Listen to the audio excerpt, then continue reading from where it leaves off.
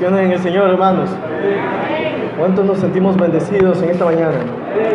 Bueno, mis hermanos, es un gusto, es un placer el poder estar con ustedes por acá y el poder compartir un poco del conocimiento de la palabra del Señor que por obra de Dios y de su Santo Espíritu en esta mañana vamos a poder meditar.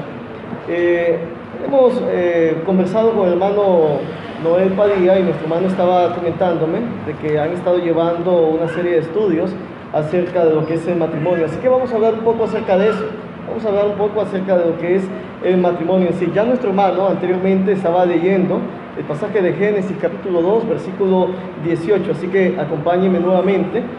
Génesis capítulo 2, versículo 18 dice: y dijo Jehová Dios, no es bueno que el hombre esté solo, le haré ayuda idónea para él. Esto sucedió, hermanos, ya posteriormente al sexto día de la creación. Ya había pasado cierto tiempo después que Dios había creado todo, pero algo interesante es lo que dice el versículo 1, capítulo 1, versículo 31. Fíjense usted lo que dice acerca de la creación. Capítulo 1, versículo 31, y vio Dios todo lo que había hecho, y he aquí que era bueno en gran manera, y fue la tarde y la mañana el día sexto.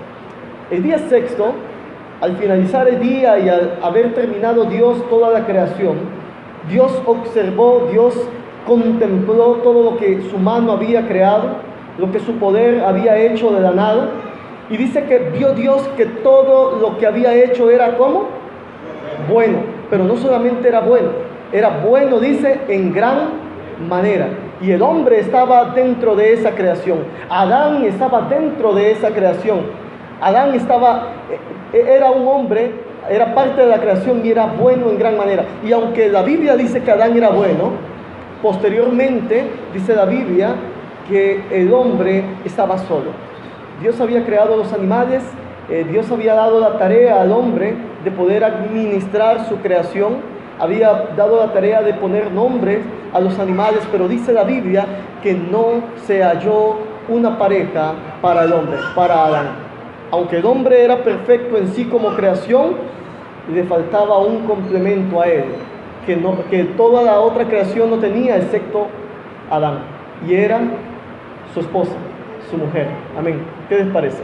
¿Cuántos de los que estamos hoy acá están casados? Levanten su mano los que están casados. ¿Quiénes tienen, ahora levanten su mano los que tienen al menos poco menos de 5 años de casado? Ok, tenemos hermanos que tienen poco menos o 5 años o poco menos de 5 años de casado. ¿Qué ha desaparecido la vida de matrimonio? Yo creo que habrían diferentes tipos de opiniones, diferentes tipos de reacciones, y dentro de la iglesia del Señor seguramente vamos a encontrar las mejores. Ya hablar en el mundo, hermanos, sería encontrar las peores opiniones acerca del matrimonio. Pero, hermanos, cuando hablamos del matrimonio, estamos hablando también de algo que Dios mismo creó.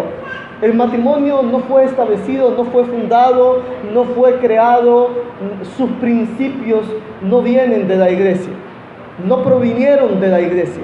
El matrimonio trasciende al principio en la creación. Cuando Dios creó al hombre, dice al hombre, pero estaba solo, y dijo, no es bueno que el hombre esté solo. Y creó ayuda idónea para él. Y usted podrá seguir leyendo ya el capítulo 2 en adelante, y esta conversación o estas palabras, de Dios en el capítulo 2 las vuelve a retomar el Señor Jesús.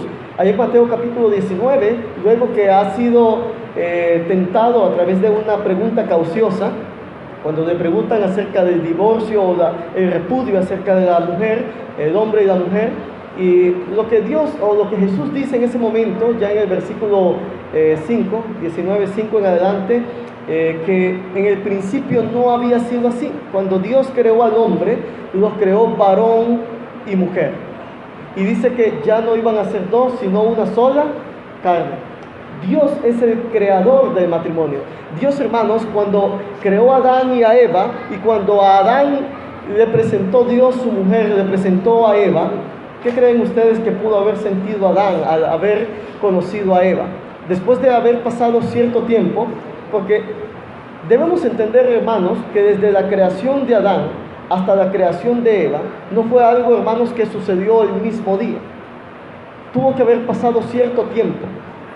Adán estaba administrando la creación, pero el hombre estaba solo, y la soledad no es buena para el hombre. El hombre, hermanos, fue creado, es un hombre, es un ser sociable. No puede vivir independiente de la sociedad. No está, hermanos, diseñado en su genética para vivir aislado. Peormente, para vivir solo su vida. Por eso Dios dice que vio en él la soledad, y dentro de la misma soledad encontró una necesidad para Adán. Y mire usted la palabra solo que menciona el capítulo 2, versículo 18, la palabra hebrea ahí es separación. Estaba separado. Aunque habían animales, aunque había todo tipo de creación juntamente con él, hermano, él estaba separado en cuanto a su naturaleza, y en cuanto a su compañía, no había compañera para él. Así que él estaba solo, estaba separado de los demás. Y Dios buscó a alguien que pudiera llenar el vacío de la necesidad de esta soledad. Así que, hermanos, cuando usted piense en su esposa, piense, hermanos, que Dios le ha dado una compañera para usted, para toda su vida. Y cuando usted piense en su esposo, piensen como tal, como aquel que Dios ha puesto en su vida. Y vuelvo a retomar las palabras de Jesús cuando dice: lo que Dios juntó, no lo separa el hombre. ¿Quién ha juntado a las parejas dentro de nuestra vida o en la iglesia? Los hermanos que han levantado sus manos y han mencionado que son casados. ¿Quién cree usted que lo juntó con esa esposa o con ese esposo que usted tiene ahora? Dios. Definitivamente, hermanos, no es el diablo el que a usted lo ha unido con su esposa, porque el matrimonio es una bendición de Dios, y las bendiciones solamente las podemos recibir de parte del Dios Todopoderoso. Amén. Así que, amados hermanos, otra característica que dice ahí el versículo 18 es que cuando Dios le dio a Adán su esposa, se la dio como ayuda idónea. ¿Qué quiere decir, hermanos, una ayuda idónea? Está hablando, hermanos, en el sentido de que es una ayuda apropiada. Fue la compañía más apropiada. Fue el ser creado más apropiado para él, para que pudiera ayudarle a llevar a cabo sus tareas, poder llevar a cabo sus metas, poder llevar a cabo las cosas que están emprendiendo, pero ahora ya no solamente a Adán, ya no solamente a usted, ya no solamente el hermano Pedro, el hermano Juan, sino juntamente con su esposa, juntamente con su hermana en Cristo. Y alguien por ahí decía, un predicador en una ocasión: Dios al hombre le dio ayuda idónea y no una demonia. ¿Sabe por qué? Porque es parte de lo que vamos a conversar en esta tarde, en esta mañana. La mujer, hermanos, fue dada al hombre para que pueda ayudarle en su vida, y especialmente vamos a hablar en el ámbito espiritual como cristianos, como hijos de Dios. Ahora que usted comience a pensar, amada hermana, quién es su esposo, es un miembro de la iglesia del Señor, usted tiene que pensar en él, cómo usted va a poder ayudar a este miembro de la iglesia, a ese esposo que Dios le ha dado, para que él pueda cumplir su ministerio delante de la presencia de Dios. Usted tiene que ayudarle y hacerle la vida lo más fácil. ¿Por qué? Porque dentro del matrimonio van a existir diferentes tipos de problemáticas, y cuando el hombre no sabe cómo conllevar esta problemática juntamente con su esposa, y la esposa no sabe tampoco cómo conllevarlo, entonces comenzarán, hermanos, ciertas luchas internas que conllevan muchas veces a la separación, a los divorcios inesperados, a los divorcios inaprobados de parte de Dios. Así que, hermanos y hermanas, tengan en cuenta esto: somos una ayuda uno para el otro, y la esposa ha sido dada de parte de Dios como una ayuda idónea. Fíjese usted entonces, y vamos a hablar un poco acerca de cuál es el papel entonces del hermano, del esposo, y cuál es el papel de las hermanas como esposas. Pero esto tiene mucho que ver con aquellos que todavía no han sido casados. ¿Quiénes no están casados en este momento? Nuestro hermano, ¿alguien más? Nuestra hermana por acá. ¿Los otros jóvenes ya están casados? ¿Ya todos están? ¿No? Fíjense ustedes, hermanos, algunos piensan en el matrimonio, tristemente por nuestra sociedad en la que vivimos, como algo en lo que no debemos meternos o en lo que no debemos indagar, y por eso allí, hermanos, aparecen de pronto ideas como: mejor probemos por un tiempo si nos podemos entender, y si no nos entendemos, entonces nos separamos y cada quien busca por su lado. Tal vez, hermanos, esa no era la idea de parte de Dios cuando estaba hablando de Adán, que no era bueno que el hombre estuviera solo. Estaba hablando de una mujer para él, y no estaba hablando, bueno, Adán, Eva, prueben, a lo mejor si se llevan bien por un tiempo, y si no, pues adelante, te hago otra Eva, te hago otra mujer. Si esta que te hice no miras que no está bien, te consigo otra. ¿Verdad que no es así? Las esposas, ¿ustedes quisieran ser cambiadas por sus esposos? ¿Verdad que no? Esposos, ¿ustedes quisieran ser cambiados por sus esposas? ¿No? Bueno, para esto entonces, hermanos, también es importante que los hermanos que todavía no estén casados entiendan cuál es el papel del esposo una vez que ustedes lleguen a contraer matrimonio, y las esposas cuál será su papel como esposas una vez que lleguen al estado del matrimonio. Y vamos a hablar no solamente de esposo y esposa, vamos a hablar también un poco de nuestros padres y también de nosotros como suegros, porque parte del matrimonio, hermanos, en algunas ocasiones las problemáticas vienen por ahí. Pero fíjense usted lo que dice, hermanos, las Escrituras en el capítulo 3, versículo 16. Y esto en algunas ocasiones es un poco incómodo quizás para las hermanas, pero, hermanos, es la palabra de Dios. Capítulo 3, versículo 16. Después que el hombre, el ser humano como tal, cae de la gracia de su integridad, cae de su naturaleza por causa del pecado, según el capítulo 3, y cuando Dios llega ante ellos y comienza a tener una conversación, también, hermanos, a causa del pecado entra una maldición. Y fíjense usted lo que dice en el versículo 16. A la mujer dijo: multiplicaré en gran manera los dolores en tu preñez. Con dolor darás a luz hijos, y tu deseo será para tu marido, y él se enseñoreará de ti. Y en nuestra sociedad en la que nosotros vivimos, está cada vez, hermanos, revolucionando, innovando el pensamiento, y ya existen grupos feministas donde alegan acerca de lo que es la igualdad del hombre y la mujer. Y no me quiero meter en problemas en cuanto a eso. Estamos claros, hermanos, que en cuanto a identidad, integridad, como individuos, como personas, somos iguales, tenemos mismos derechos, tenemos derecho a ser respetados, a ser felices, pero en cuanto a roles, y ahora hablando en el ámbito, en el círculo del matrimonio, Dios dejó establecido ciertos parámetros. Y quiero decir, hermanos, que las decisiones de parte de Dios, al menos, las puedo notar por dos razones. Esto que Dios decide son por dos razones. Una, el rol o el poner al hombre como cabeza del hogar, primero le da no porque el hombre sea más importante o sea mejor o sea más inteligente, sino viene por orden de procedencia. ¿Quién fue primero? El hombre, y luego la mujer.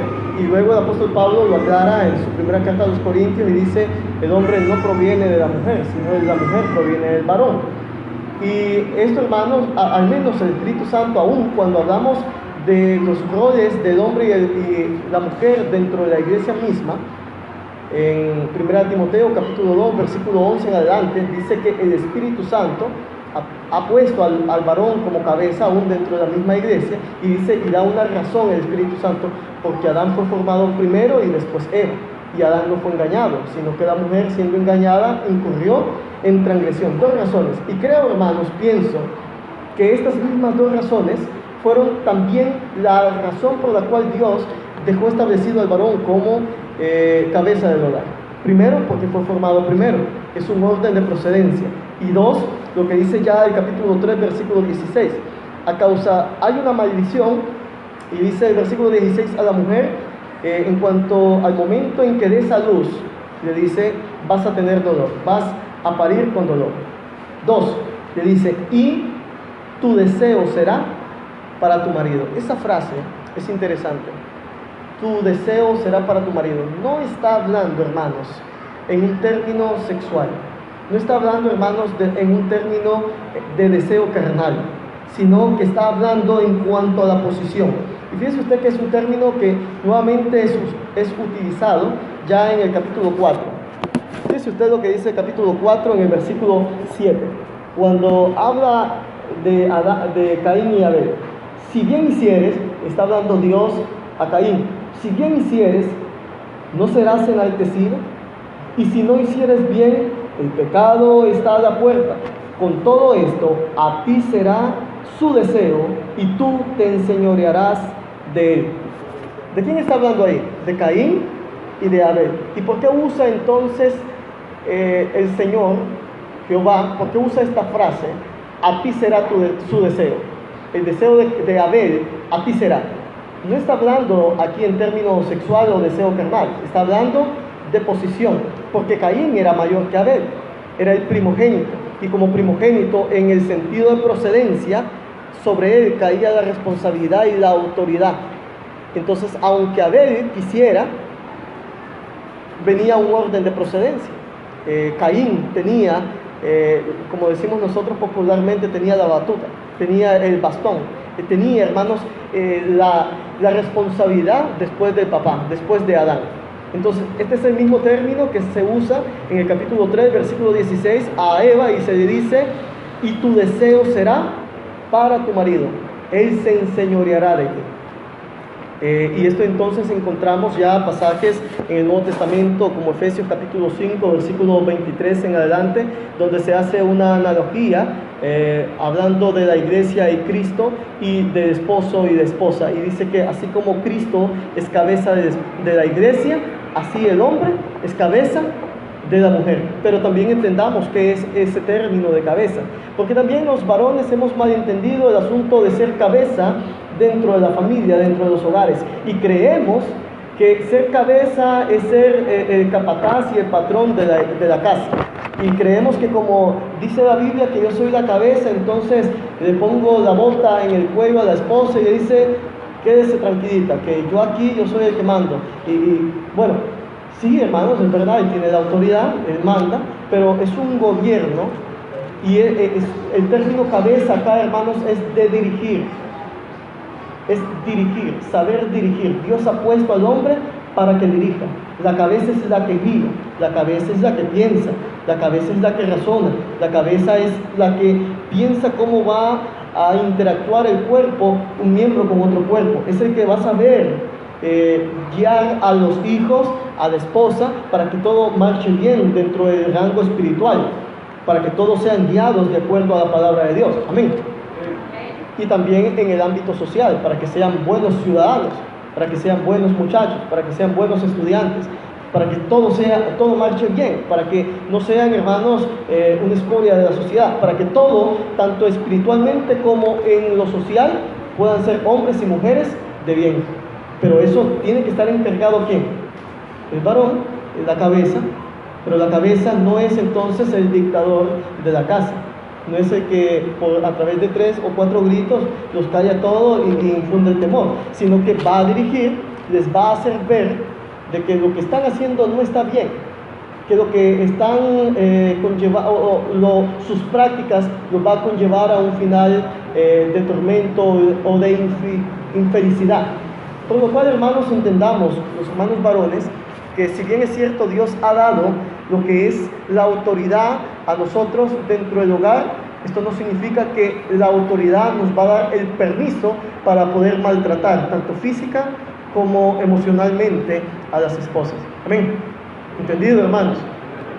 ¿Entendieron, hermanas? Así que, en nombre del Señor, podamos entender que olvidémonos, hermanos, allí de asuntos machistas, y por asuntos machistas hay ahora asuntos feministas.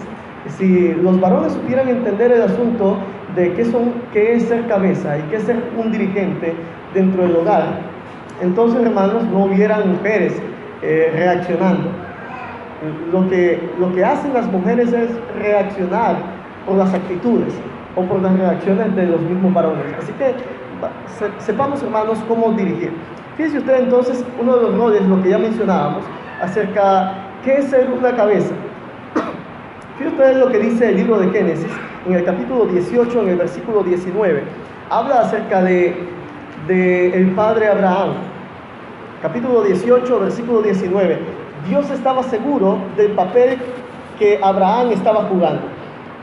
Dice el versículo 19, porque yo sé que mandará a sus hijos y a su casa después de sí, que guarden el camino de Jehová, haciendo justicia y juicio, para que haga venir Jehová sobre Abraham lo que ha hablado acerca de él. Dios está hablando en este momento, son palabras de Dios. ¿Qué es lo que expresa Dios? Una seguridad acerca de acerca de Abraham. Dios estaba seguro que Abraham iba a transmitir sus mandamientos a sus hijos, a su próxima generación. Y él estaba seguro que estaba haciendo tan bien su trabajo, tanto con su esposa como con su próximo hijo o su hijo primogénito que iba a llegar, que Dios estaba seguro que aunque Abraham muriera, su hijo iba a seguir cumpliendo sus mandamientos. ¿Cuántos estamos, de los que somos esposos en este momento y estamos casados, cuántos estamos seguros que si usted se muere hoy, su familia va a seguir viniendo a la iglesia el próximo domingo? Estamos haciendo nuestro papel, estamos haciendo nuestro rol como esposo. Entonces, nuestro rol como esposo no solamente está en decir yo soy el hombre de la casa, yo soy la cabeza de la casa. Si usted es la cabeza de la casa, cumple su rol, cumpla su papel, instruye a su familia, hable de Dios a su familia, inculque los mandamientos de Dios a su familia. Piense que si un día usted se va, hablando de la muerte, su familia seguirá siendo una familia cristiana, sus hijos serán hombres de Dios, su esposa seguirá siendo una mujer de Dios. Y es lo que dice Dios, porque yo sé que mandará a sus hijos y a su casa después de sí, después de él, que guarden el camino de Jehová. Hagamos eso, hermanos varones, esposos, y aún los que todavía no están casados, piensen que si lo hacen, esta es parte de sus responsabilidades que van a adquirir dentro del matrimonio.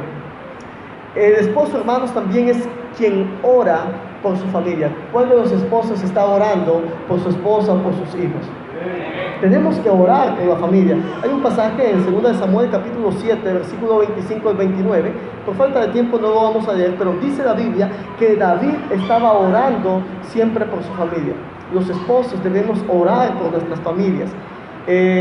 Primera de Timoteo, este pasaje si quiero, hermanos, que nosotros podamos leer. Primera de Timoteo capítulo 3, en el versículo 4 y versículo 5, nos habla acerca del rol o del papel de los esposos dentro del hogar. Y fíjese usted qué interesante. Y usted me podrá decir, hermano, pero este pasaje está hablando directamente de algunas cualidades o requisitos que algunos hombres deben de cumplir dentro de la iglesia para ser ancianos. Sí es verdad. Y no lo tomen a mal, sí es verdad. ¿Y qué? También esto está para los demás. ¿Cree usted que las cualidades del capítulo 3 solamente las deben de cumplir los que pretenden ser ancianos? ¿No la deben de cumplir cada uno de los cristianos? Ser honestos, amables, no ser pendencieros, no ser contenciosos. Esto también está para nosotros. Es más, los varones deberían de aspirar a un ministerio honroso como este. Pero fíjese usted lo que dice acá. A ese varón que quería ostentar por este puesto o este cargo dentro de la iglesia, dice que gobierne bien su casa, que tenga a sus hijos en sujeción con toda honestidad, pues el que no sabe gobernar su propia casa, ¿cómo cuidará de la iglesia de Dios, de la casa de Dios? Fíjese usted entonces, hermanos, que alude nuevamente al gobierno de la casa, y esto nos ayuda también un poco a entender acerca de lo que es el gobierno dentro de la misma iglesia. ¿Sí? Entonces, el mundo religioso que habla de pastoras y todo este asunto, si acá están hablando acerca de cualidades para ser pastores, y existen pastoras, entonces dice el versículo 4, que gobierne bien su casa. ¿A quién se le está dirigido este mandamiento de gobernar bien su casa? ¿A las esposas? a los esposos, ¿verdad? Amén. Así que con humildad también las hermanas, las esposas, deben entender y deben aceptar la voluntad de Dios. Esto se llama tener humildad dentro de la presencia de Dios. Y cuando las hermanas, las esposas, entienden su papel y también la posición en la que Dios les ha permitido estar, entonces Dios se agrada de este tipo de mujeres. Y vamos a ver un poco más adelante algunos pasajes relacionados a eso. ¿Qué es el buen gobierno entonces de un hogar según el plan y el mandamiento de Dios? Dice que un hombre que gobierna bien su casa va a tener su familia en sujeción. Sus hijos van a estar en sujeción. No se va a escuchar por ahí que su hijo de pronto comenzó a andar en andanzas con ciertas amistades, o que de pronto su hijo ya no quiere ir a la iglesia porque prefiere ir al campo de fútbol, que su hija de pronto ya no quiere o no pudo asistir por la tarde a la clase de jóvenes porque la invitaron y va para una fiesta.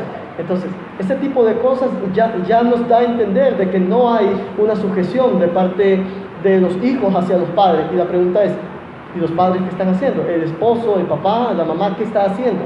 Su rol como padres no está funcionando. Su rol como esposo no está funcionando. El esposo entonces tendrá ciertas responsabilidades tanto con los hijos como con las esposas. Fíjese usted entonces, hermanos, este pasaje siguiente, y con esta vamos a tratar de terminar lo que es la parte de los varones, las responsabilidades como varones. Primera de Pedro capítulo 3, versículo 7.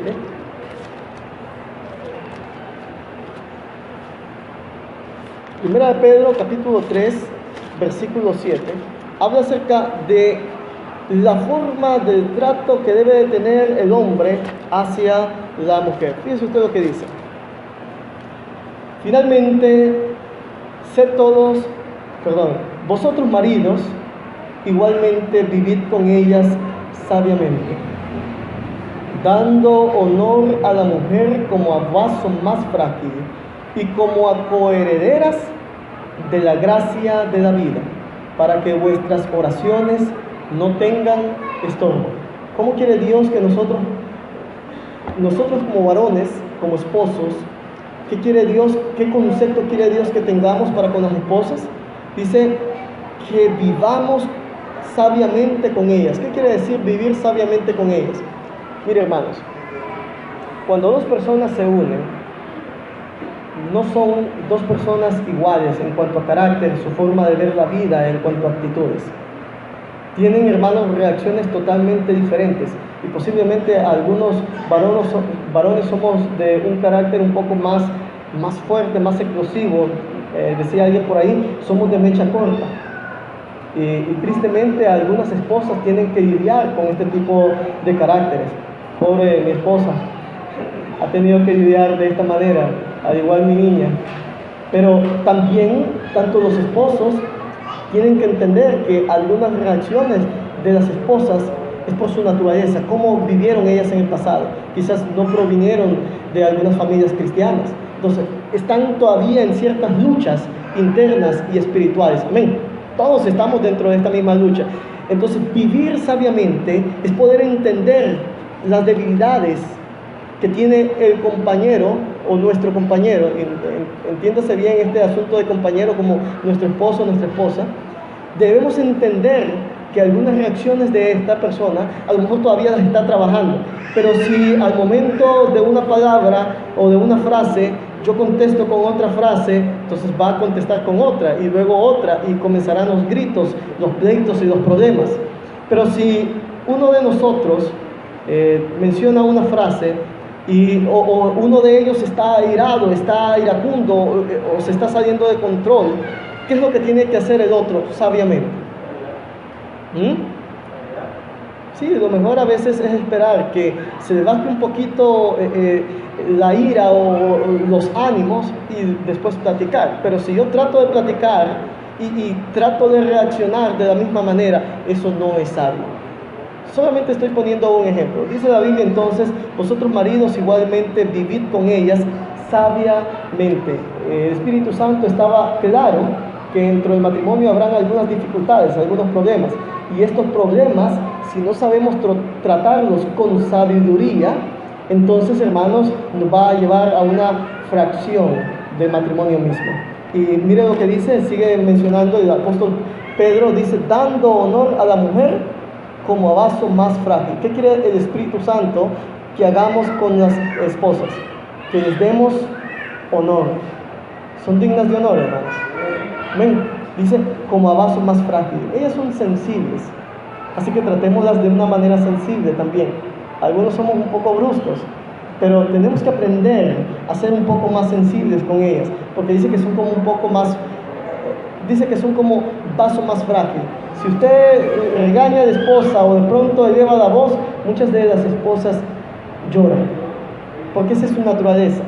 Quizás al varón le puede gritar, le puede decir, lo puede ofender, y este solo se va a poner serio y se va a enojar y todo, pero si eso hace con alguna de las esposas o hermanas, y no hablamos solamente de las esposas, si aquí un varón agarra a una de las hermanas y la regaña fuerte y con palabras duras, de pronto la puede hacer llorar, porque es parte de la naturaleza de las hermanas.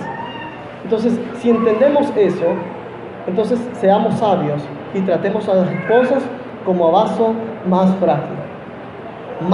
Dice, y como a coherederas de la gracia de la vida. Entienda que la esposa que usted tiene no solamente es su esposa, sino que también ¿qué es?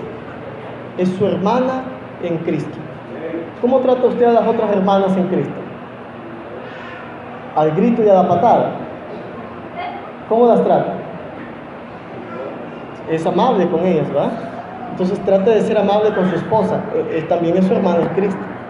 Amén. Bueno, hablemos un poquito de las esposas entonces.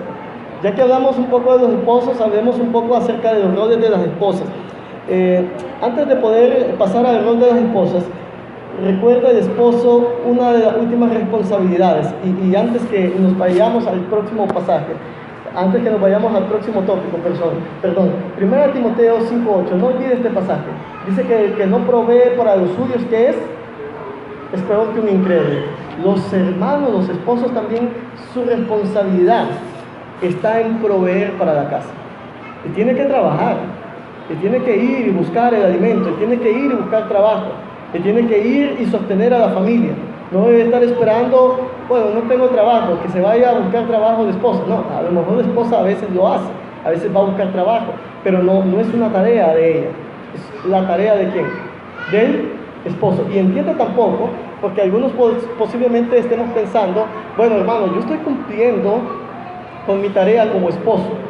Yo estoy llevando la comida, yo le dejo el dinero de la semana, y pregúntale a ella si yo le estoy fallando en el asunto de la comida. Ahora la pregunta es, ¿solamente esas son las responsabilidades? Llevar la comida, el arroz, los frijoles, el queso, los huevos, y decirle, aquí tenés 3,000 córdobas en la semana, ya, listo.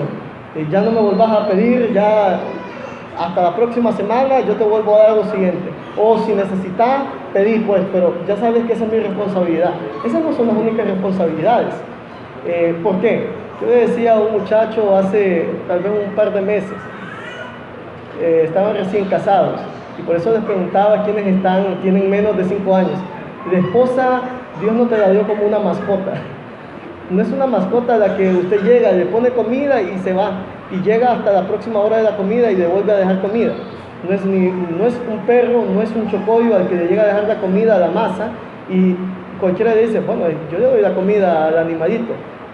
La esposa o los hijos tampoco son mascotas a las que usted dice, hermano, yo estoy proveyendo para la casa, así que no hablen, que yo les doy. Solamente tienen necesidad de comida, pasa tiempo con ellos.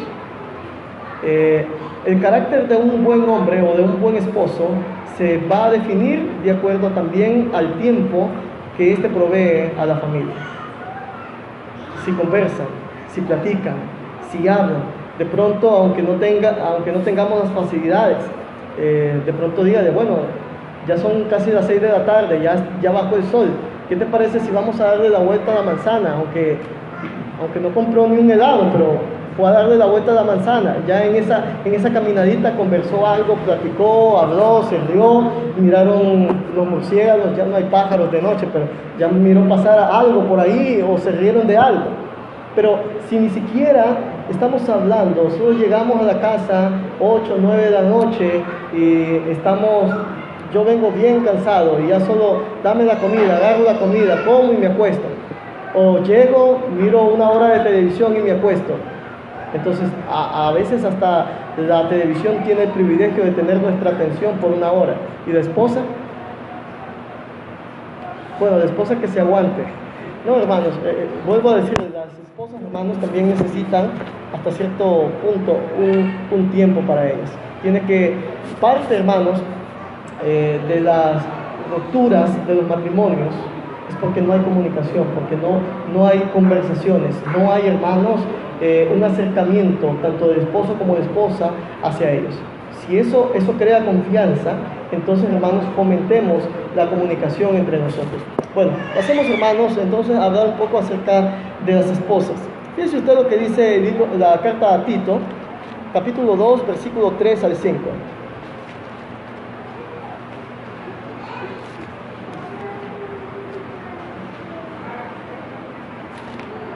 Tito capítulo 2, versículo 3 al 5.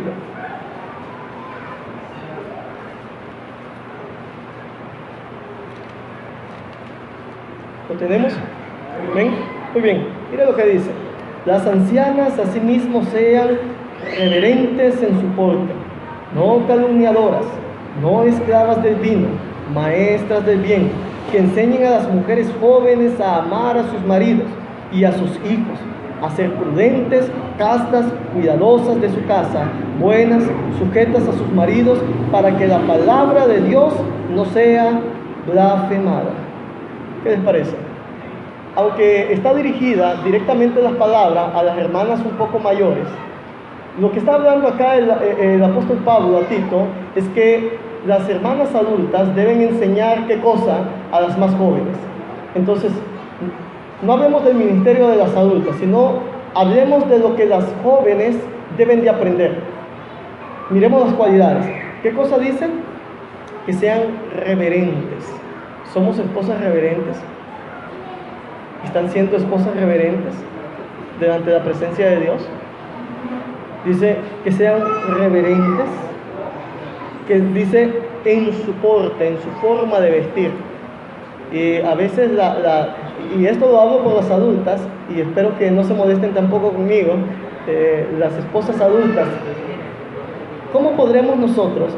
Últimamente, hermanos, he visto que cuando entran en cierta etapa de la vida, tanto los varones como las mujeres, y esto a lo mejor me pase a mí, cuando llegue a esa etapa de la vida, las damas entran en la menopausia y los varones en la andropausia, y las hermanas adultas quieren verse como jovencitas, y los adultos se quieren ver como jovencitos. ¿Ha visto usted eso? Y entonces de pronto entra una situación bien difícil y es parte de un trastorno acerca de las hormonas, cambios hormonales dentro del cuerpo de nosotros. Así que, pero tenemos que tener el cuidado de esto. Ya señoras de 40 y algo de años, 50 y tanto de años, quieren ponerse vestiditos muy, pero muy ajustaditos como una muchachita de 15 años y de esas muchachitas que no son muy cristianas. Entonces tenemos que enseñarle a las más jóvenes que nuestro porte tiene que ser reverente. Entonces las que son jóvenes tienen que ser reverentes en su porte. Y fíjese usted ¿qué entendería usted por la palabra reverencia en ese sentido? Es un respeto. Y entiéndase también como un respeto tanto a Dios como a sus hermanos, a la iglesia misma. Mira lo que dice entonces: reverentes en su porte, no deben de ser como calumniadoras. Las esposas, hermanas, tienen que tener una buena reputación dentro de la iglesia.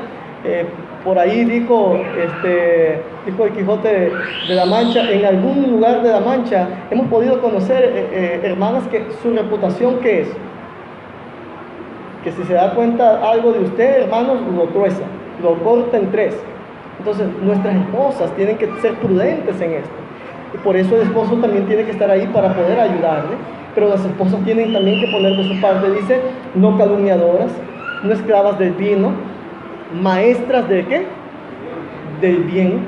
Tienen que ser mujeres que se conozca su benignidad, su bondad, su actuar cristiano, que enseñen a las mujeres jóvenes, hablando de las adultas, ¿a qué dice? A amar a sus maridos, a sus esposos. ¿Cuál es el deber entonces de las esposas? Amar a sus maridos y a sus hijos, a ser prudentes. ¿Qué es ser prudentes? ¿Entienden ustedes por ser prudentes? Fíjense ustedes este concepto que encontré por ahí. Es la capacidad de pensar ante acontecimientos sobre los riesgos que conlleva y adecuar la conducta para no recibir ningún perjuicio. O sea, antes de poder actuar, antes de poder ir a cierto lugar, antes de aceptar cierta invitación, antes de poder asistir a cierto evento, yo lo pienso, lo analizo, lo razono y pienso que si voy me puede perjudicar en algo. Si me perjudica a mí o a mi esposo o a mis hijos, entonces mejor lo evito. Entonces, la persona prudente es una persona que antes de actuar piensa, medita, razona, analiza la situación y si hay un perjuicio, lo evita. Una persona negligente que no es prudente no piensa, sino que actúa de manera alocada, de manera precipitada. Fíjese usted, entonces sigue, dice, enséñenles a ser prudentes y también a que sean castas. Y usted puede decir, ¿qué es la castidad? Es el poder, si entendiéramos el concepto de castidad en un diccionario, es el poder evitar tener relaciones sexuales. Pero, ¿cómo puede ser eso dentro del matrimonio? Si ya ella es una mujer casada. Bueno, esto, hermanos, está más aplicado a que nuestras hermanas o nuestras esposas tengan un control de sus deseos sexuales. O sea, si ha de tener cierto deseo, sea para con su esposo. Tiene que retener sus deseos para con los varones de afuera. Tiene que ser, dice, prudente y casta. La castidad está dirigida especialmente de las esposas hacia cualquier otro individuo que esté fuera del matrimonio. Lo mismo pasa con los esposos.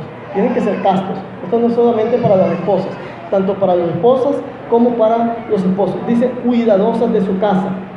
Tienen que aprender a ser cuidadosas. Y esto, esposas, esposos, esto piénsenlo muy bien, muchachos que no están casados, deberían de haberlo pensado muy bien y haber analizado con quienes estaban casándose.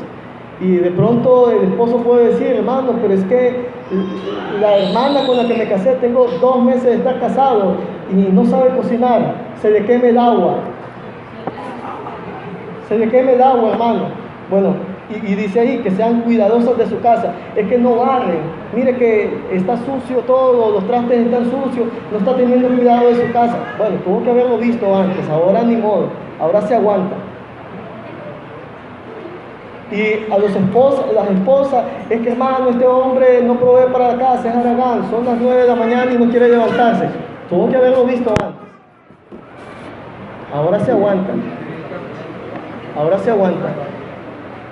Y aquí quiero introducir tal vez un poquito el asunto de los padres de familia, cuando nuestros hijos se nos están casando y son tal vez un poco jóvenes. A veces las madres necesitan enseñar a sus hijas esto, porque ellas son un poco más adultas. Y a veces no estamos enseñando esto. Yo he visto casos que a las madres están enseñando, cuidado se deja.